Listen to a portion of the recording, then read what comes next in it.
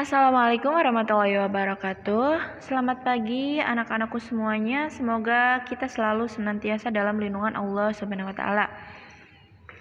Di pertemuan kita kali ini, kita akan membahas tentang tema 3 atau bab 3 tentang kritik sosial. Sebelum ke materi, alangkah baiknya kalian itu tahu tujuan pembelajaran kalian mempelajari bab ini. Jadi tujuan pembelajaran dari bab ini itu ada 4. Setelah mempelajari tema ini, peserta didik diharapkan mampu yang pertama mengidentifikasi informasi dalam teks editorial. Yang kedua, menganalisis struktur dan kebahasaan teks editorial. Yang ketiga, menyeleksi ragam informasi sebagai bahan teks editorial. Yang keempat, merancang teks editorial dengan memperhatikan struktur dan kebahasaan.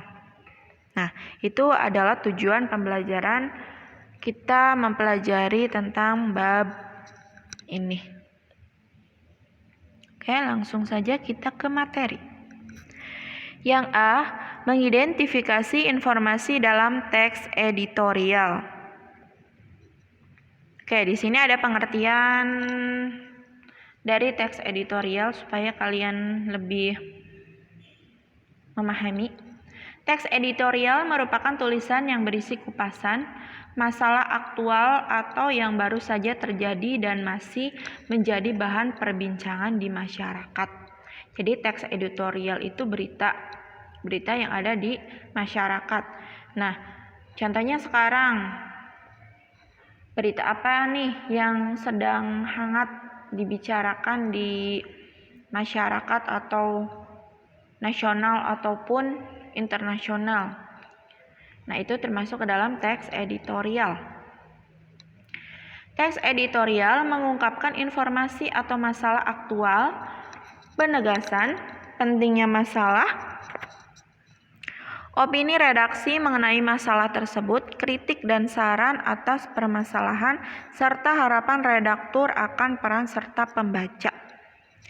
Jika diidentifikasi, ada teks editorial yang berupa fakta atau kenyataan dan ada pula yang berupa opini atau pendapat. Jadi ada 2 ya. Ada yang berupa fakta, nulis sesuai dengan kenyataan, dan ada pula yang berupa opini atau pendapat dari si penulis. Pernyataan berupa fakta dan opini biasanya diutarakan secara singkat, logis, dan menarik. Hal ini dilakukan dengan tujuan memengaruhi pendapat pembaca dalam menerjemahkan berita agar pembaca dapat menyimak hal-hal penting dalam berita tersebut. Ini biasanya berita itu diutarakan itu berarti dijelaskan ya secara singkat, logis, dan menarik supaya pembaca itu atau penonton itu tidak bosan melihat atau membaca berita yang tajuknya itu saja. Jadi harus menarik dan logis, masuk akal. Selanjutnya, ini ada 4 sifat teks editorial. Yang pertama, krusial, yaitu ditulis secara berkala bergantung pada jenis terbitan, bisa harian, mingguan, 2 mingguan, atau bulanan. Nah, ini biasanya ada di media massa. Misalkan media massa Pikiran Rakyat, terbitnya harian atau mingguan atau 2 mingguan atau bulanan. Itu tergantung dari kebijakan perusahaan tersebut. Yang kedua, situasional, yaitu isinya menyikapi situasi yang berkembang di masyarakat luas, baik itu aspek sosial, ekonomi, kebudayaan, hukum, pemerintahan, olahraga, maupun hiburan. Hal tersebut bergantung pada jenis liputan medianya.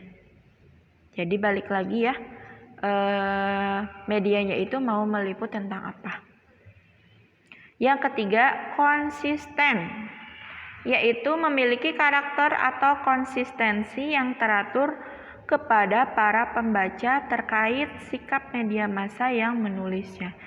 Jadi media massa itu harus mempunyai karakter yang konsisten supaya tidak sama seperti media massa yang lainnya. Ada karakter tersendiri. Yang keempat, politis, terkait erat dengan media atau kebijakan media yang bersangkutan. Oke, selanjutnya. Ciri teks editorial ada 3. Yang pertama, opini redaksi tentang peristiwa yang sedang ramai diperbincangkan. Jadi opini itu kan pendapat, opini tentang peristiwa yang sedang ramai diperbincangkan. Yang kedua, terdapat ulasan terhadap suatu masalah yang dimuat baik secara nasional maupun internasional dan dapat menjadi teks editorial apabila berita tersebut memberi dampak secara nasional. Ini berarti bisa juga COVID-19 sebagai berita yang masih saja diberitakan karena masih menjadi perbincangan yang tidak tuntas sampai saat ini. Yang ketiga, mengandung pikiran subjektif redaktur. Subjektif itu maksudnya kalau objektif kan apa adanya. Jadi kalau subjektif itu pemikiran penulis dari sudut pandang yang berbeda. Jadi bahasanya itu bisa ditambah-tambah tanpa mengurangi isi dari berita tersebut. Begitu.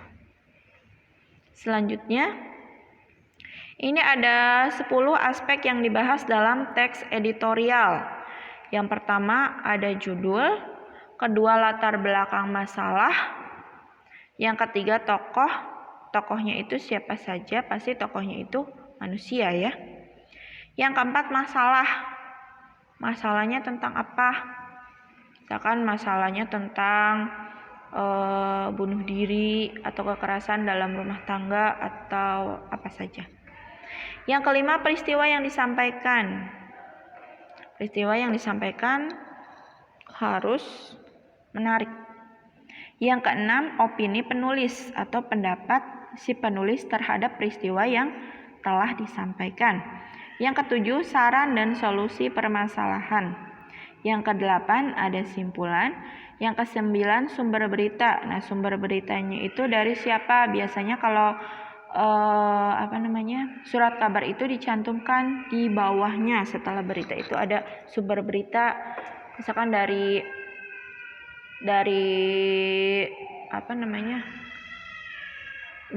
masyarakat atau dari internet, itu dicantumkan sumber beritanya. Yang ke-10, anggota redaksi. Anggota redaksinya itu siapa saja yang menyusunnya ya. Oke, sampai di sini dulu pembahasan kita. Semoga kalian bisa memahami apa yang dijelaskan oleh Ibu. Kalau misalnya kalian belum memahami penjelasan dari Ibu, kalian bisa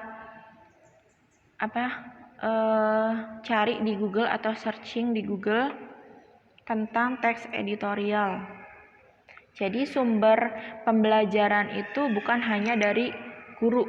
Guru itu bukan satu-satunya sumber pembelajaran, tapi kalian itu bisa mencari sumber pembelajaran lain atau informasi lain mengenai materi yang akan kalian cari.